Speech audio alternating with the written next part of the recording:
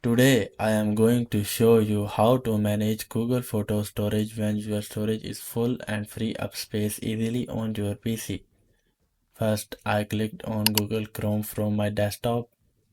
Then I selected the Chrome profile of the Google account whose storage I wanted to manage.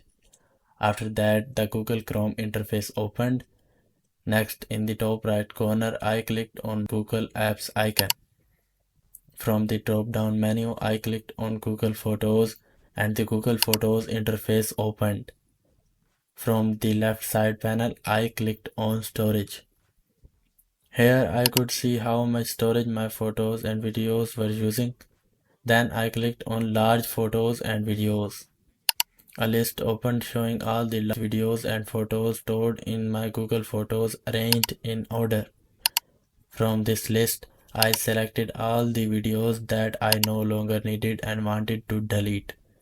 After selecting them, I clicked on the Move to Trash icon in the top right corner. A confirmation pop-up appeared and I clicked on Move to Trash again. This way those large videos were moved to trash and some storage space was freed up in the Google Photos. This is one of the easiest way to manage storage when your Google Photo storage is full.